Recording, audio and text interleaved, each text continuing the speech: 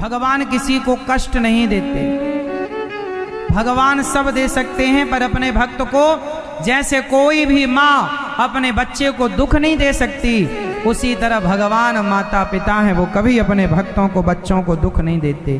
तो सवाल ये खड़ा हुआ कि फिर ये जो दुख हमें मिलते हैं ये कौन देता है? उत्तर आप लोग दो। बताओ, आपके जीवन में जो दुख आता है वो कौन देता है आपको? कौन कौन कौन? आपके ही बुरे कर्म आपको दुख के रूप में मिलते हैं, आपके ही अच्छे कर्म आपको सुख के रूप में मिलते हैं। सुख दुख कर्मों का फल है। को ना काहू को सुख दुख कर दाता, निज कृत कर्म भोग सब भ्राता। कोई किसी को सुख नहीं देता, कोई किसी को दुख नहीं देता।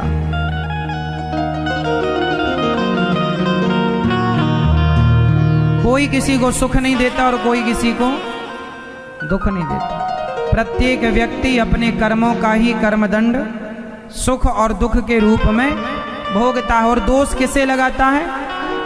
भगवान। भगवान कभी किसी को दुख नहीं देते।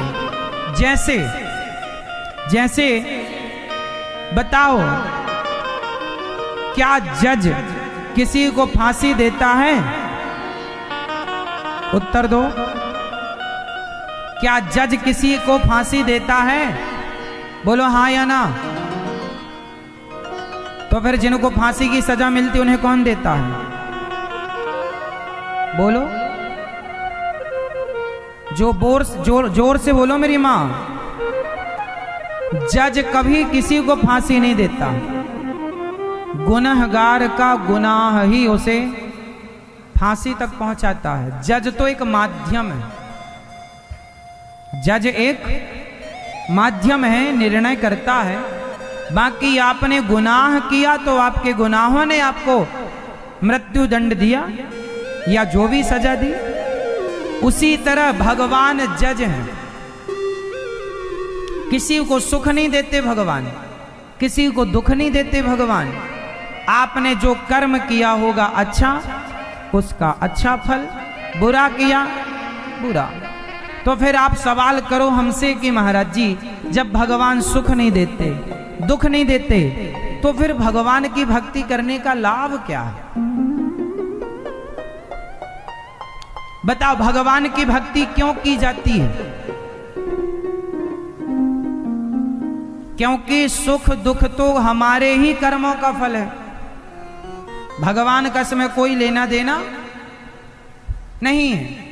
तो फिर भगवान की भक्ति क्यों की जाए? उत्तर दो।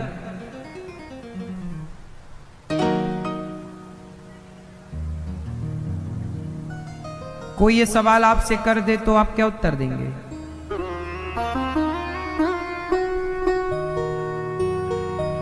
सुख दुख तो कर्मों के अधीन है। सुदामा जी के भाग्य में दुख था। उनके मित्र द्वारिकाधीश थे, पर भाग्य में दुख था तो भोगना पड़ा। आखिरी में धन धान्य भी मिला, वो सुख भी मिला, सुख भी मिला और दुख भी मिला। कुंती बुआ, इन्हें जिंदगी भर दुख मिला पर सुख भी मिला। तो सुख दुख तो कर्मों के अनुसार मिलता जाएगा। भगवान राम को भी दुख मिला, जो भगवान है।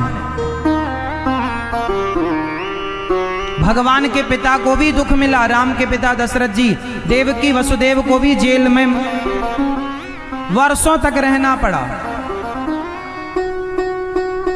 तो सुख दुख तो भोगना पड़ेगा। भगवान के पिता को भोगना पड़ा, तो आप और हम कौन हैं? तो सवाल ये खड़ा हुआ, पर भक्ति क्यों करनी चाहिए भगवान की?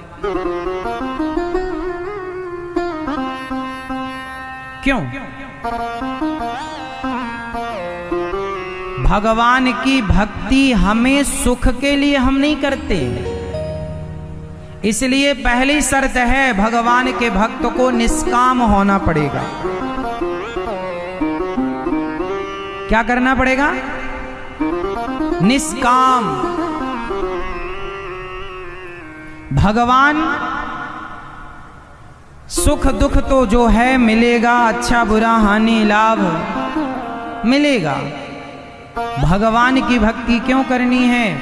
क्योंकि उस परम पिता परमात्मा, उस परम सत्य ईश्वर को पाने के लिए ही हमारा ये जन्म हुआ।